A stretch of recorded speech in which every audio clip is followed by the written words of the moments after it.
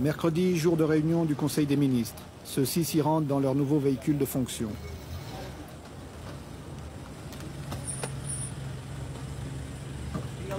En effet, là aussi, pour montrer qu'on veut rompre avec d'anciennes habitudes, d'anciens privilèges, les Mercedes, symbole du pouvoir utilisé par les précédents régimes, ont été remplacés par des R5. Il s'agit de frapper par des mesures spectaculaires. Le président a même décidé de faire de la Cadillac décapotable de son prédécesseur l'objet d'une tombola nationale. Ainsi, celui qui l'aura gagné pourra-t-il l'utiliser sans être soupçonné d'enrichissement illicite. Outre le capitaine Sankara, l'équipe gouvernementale est composée de militaires et de civils. Tous doivent avoir un engagement total et en particulier multiplier les contacts dans le pays.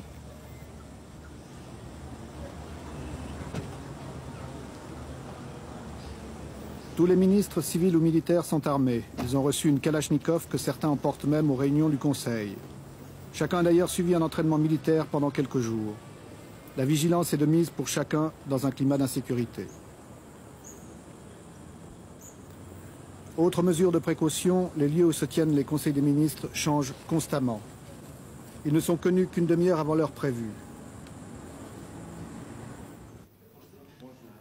Le travail des ministres est chargé. Le programme qui est proposé aujourd'hui est austère, difficile. Pour toute l'équipe gouvernementale, il va représenter un effort considérable. Là aussi, chacun doit avoir ses dossiers bien préparés, bien étudiés. Le capitaine veille à l'engagement de chacun de ses ministres. La révolution, si elle promet un avenir radieux, elle part d'abord de sacrifices permanents.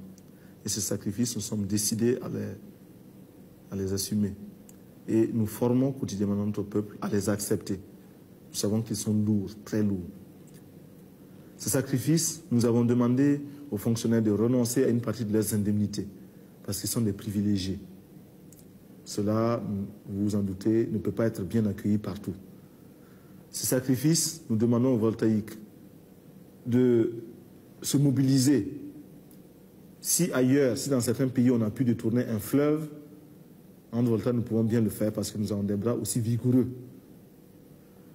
Ces sacrifices, nous les imposons au gouvernement, aux membres du gouvernement auxquels nous imposons un rythme de vie, un train de vie très modeste.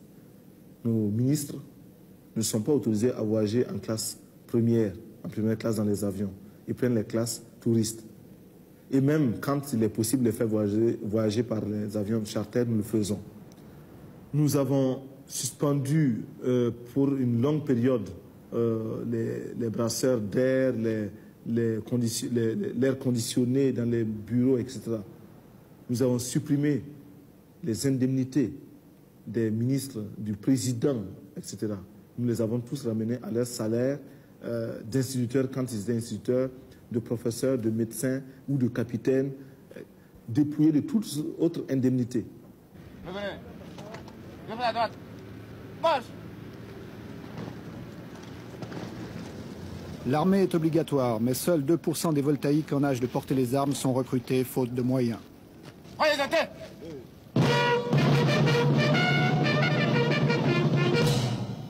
En Haute-Volta, c'est une chance et un privilège comme ailleurs en Afrique que de devenir soldat. Cela assure du travail et un salaire garanti.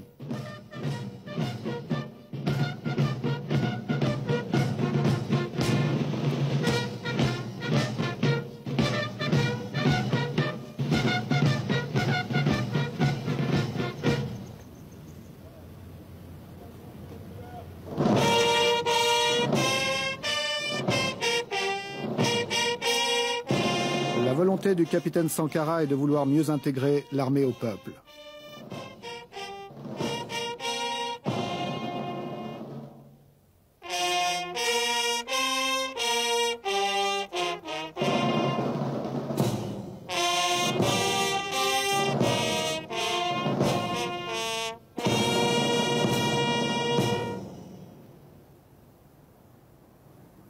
Nous avons donc nous refaisons notre service national. Au lieu de 18 mois, il sera maintenant de 12 mois.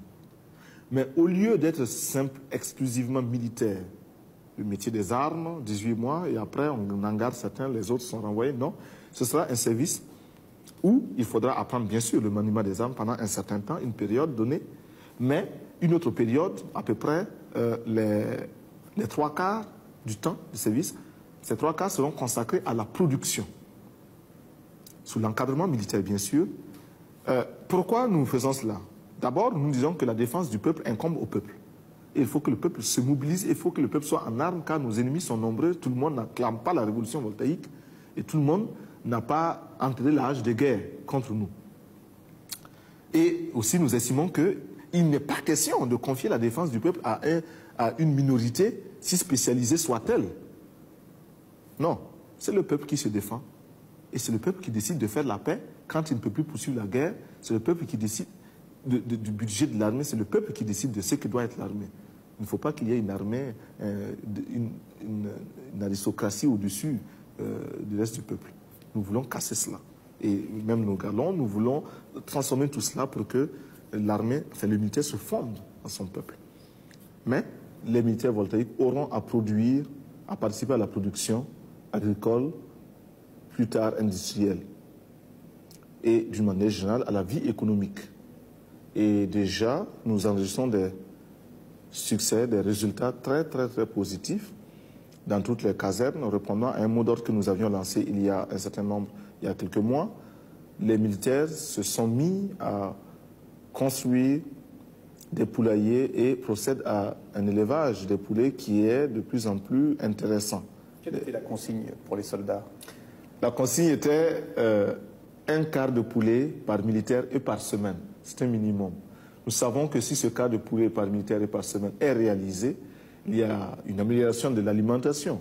Il y a aussi un désintéressement de cette couche de salariés réguliers que sont les militaires par rapport au marché du poulet, de la volaille.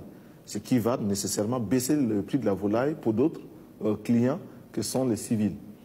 Et puis, l'effet d'entraînement, c'est que le militaire qui le fait pour lui-même, qui le fait parce que son chef lui a donné l'ordre de le faire, sera tenté de le faire pour lui-même à domicile.